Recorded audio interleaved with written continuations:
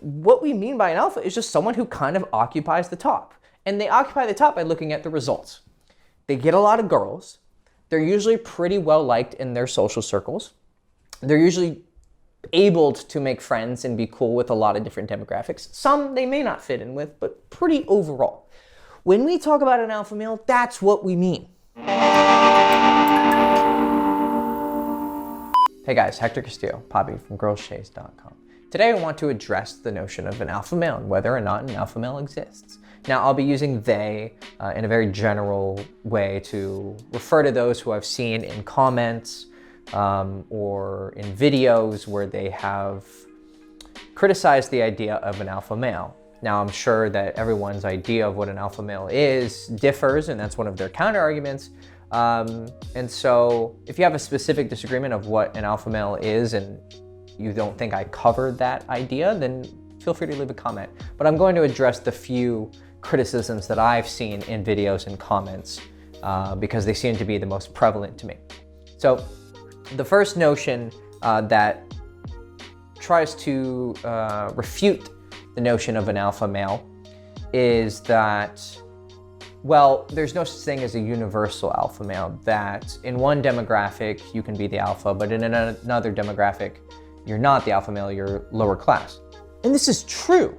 This is true that if you are the cool guy in the dance crew, whether it's a function of your skill at dancing, so people respect you for your skill, or it's just that you're a nice guy to be around, you're enjoyable, you're funny, you're charismatic, whatever, or some combination of both. You know, you may be a high-ranking guy who gets a lot of attention, he's well respected, the girls like him. You may be that in one group, but then you go hang out with, you know, the classical music guys and you don't quite fit in. Maybe you do, maybe you don't, right? We're using kind of cliches as a way to just create an example. But let's say for the sake of example that you don't fit in. You're not the alpha male there. Well, you're not the alpha male if your alpha maleness is mostly comprised of your skill in that niche. But alpha maleness is not just that. If you are only popular because of your skill if you're only popular with the Dota guys because you're divine level or you're immortal and you're high rank, right? Then your alpha maleness is simply a function of your skill. If it's your dance skill, if it's your musical playing ability, if it's your stand-up routine in the stand-up weekly class, that is I wouldn't say a fake alpha male because you did earn that status via your skills, but it's a very flimsy status. However, what it seems to be that I regard as an alpha male, and it seems to be the real argument for what an alpha male is that an alpha male has qualities that are very universal. They're human qualities. And so if you take someone in one group who's high status and you put him in another group and he's not high status technically, he may still be able to be high status because of his personable abilities. He might be charismatic, funny, he's very confident, he knows how to communicate with people, he knows how to listen to people, and he has that vibe that's cool. He may not know their inside jokes and their sense of humor and fit into their crowd exactly, but he would be able to pretty quickly adapt.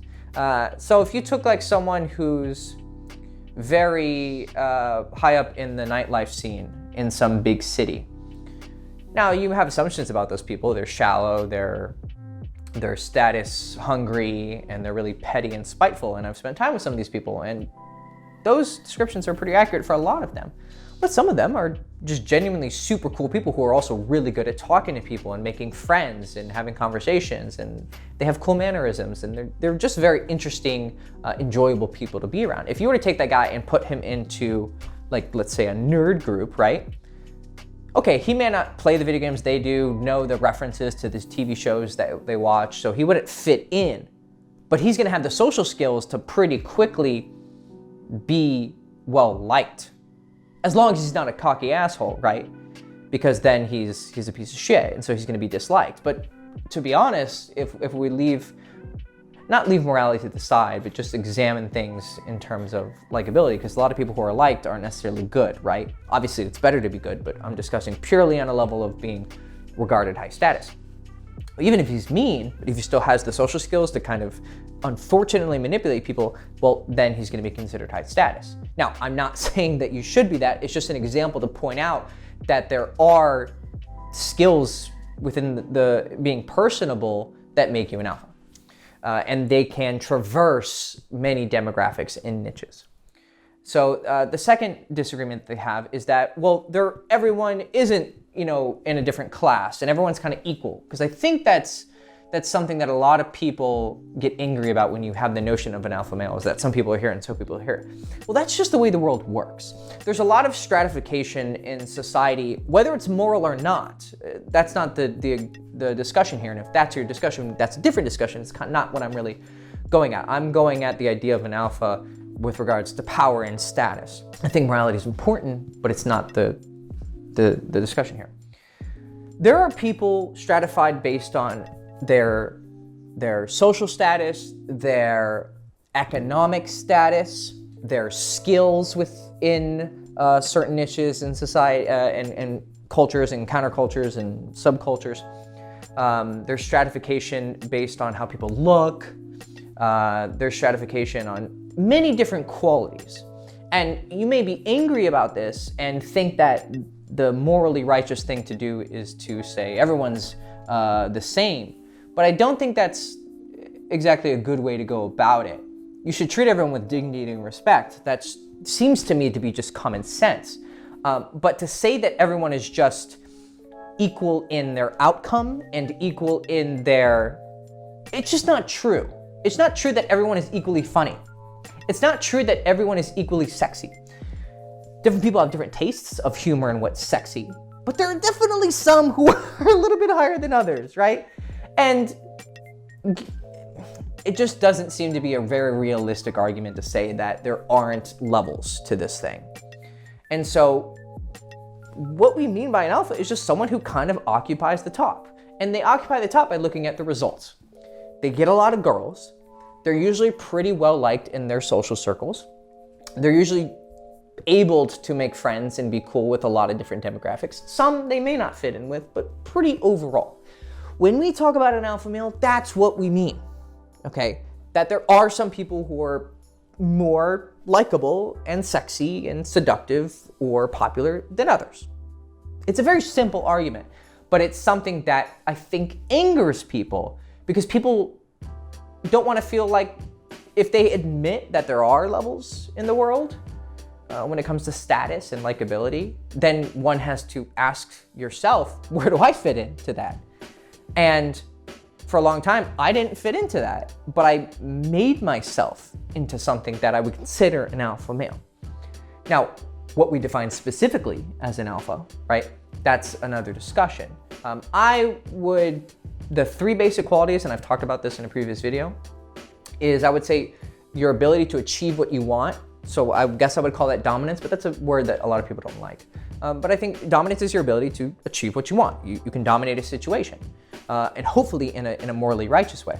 The second is you're able to provide for yourself. You're a man, you can earn your money, you can earn your survival, and also if you have people that you need to provide for, a family and children, then also I would consider that a very masculine trait. And thirdly, it's your ability to keep your word. If you say you're gonna do something, you do it.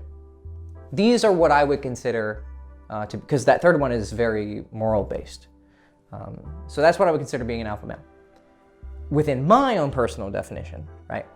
But when we're talking about alphaness, when it comes to seduction and pickup and relationships and being, you know what I mean, alpha. That's a function of power, and that's what we're discussing right now. And when it comes to that, well, there are some people who are more dominant and powerful and charismatic than others. We call them leaders, right? So he can be a leader of men, he can be a leader of women, he gets a lot of women, he can be a leader of his dance class, of his WoW guild, of his Dota crew, he can be the cool guys of the artists group, of the nightlife group. There's many different types of alphas, but those people have very similar universal qualities of leadership, right? So we might want to call an alpha a leader. And those are skills that can be honed. You may not be born super tall. You may not be born super good looking. You may have not been raised by a family who gave you love and support and strength. You may not be blessed with the biggest dick.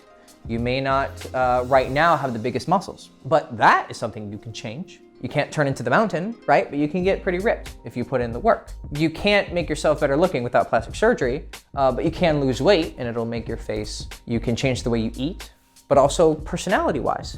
You can, because looks are important. They're not everything, but they are definitely important. And if you pay attention to life, you see that really has an effect on people, how you come off physically. But just as important, and sometimes more important, you have to change your sense of humor. If your sense of humor is really dry and asshole and douchey like mine used to be, well, you might want, you can keep a little bit of that, but you might want to become a little bit more personable, a little bit more likable, less cynical, less a piece of shit, right? Maybe you need to start listening to people more and not talking over them, right? And when you listen to people, they tend to like that, pretty obviously, right? You learn what women like and what women don't like, right? And you start to become what they do like. Not betraying yourself, because you shouldn't betray yourself, but you're improving yourself in order to become more alpha, right? So it's a skill based on traits that we seem to observe are very successful when it comes to being a leader. That's what it means to be alpha. It is a power definition and a skill definition and an ability definition. And it's not necessarily immoral. It can be with certain people. Certain people can be tyrants, but I seem to think that that's obvious. You shouldn't be that, right? So if you get angry at the idea of this caricature stereotype alpha male, you need to be sure that you're not falling to the straw man, because some people do advocate that douchey tyrant, but I don't. And so you must define for yourself what is being an alpha. But at the same time, if you get caught up in the idea, well, an alpha is exactly what I think it is, that's not practically true. You also have to be results-based, and you have to be grounded in reality.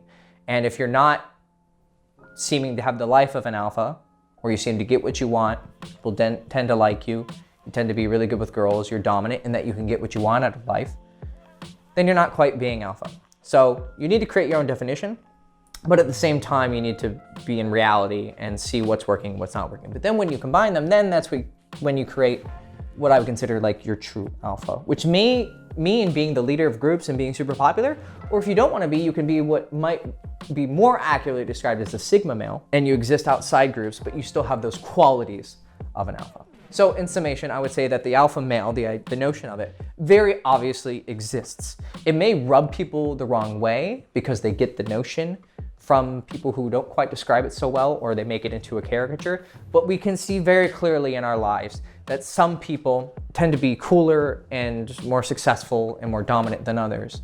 And if you do want to be an alpha, to whatever extent that you want, and whatever minute changes of definitions that make the alpha what you really think is an alpha, then you can become that. But you are going to have to work to become that alpha male. And that's gonna take time, and it's gonna take effort, and it's gonna take knowledge and observation and wisdom. And so on this channel, I believe that I teach what it means to be a strong, dominant male, but also a good person. And I think those are equally important things. So embody those traits, cultivate those traits, and turn yourself into an alpha male, which is the best person that you can be. So if you wanna become that man, and you think that I seem to embody those traits, or at least teach those traits, maybe watch a few of my videos and see how you feel, then like, subscribe, ring the bell, and stay tuned to all future videos and become the alpha male that you've always wanted to become. Cool. Hector Castillo, Poppy from girlshaves.com. Hope you enjoyed the video.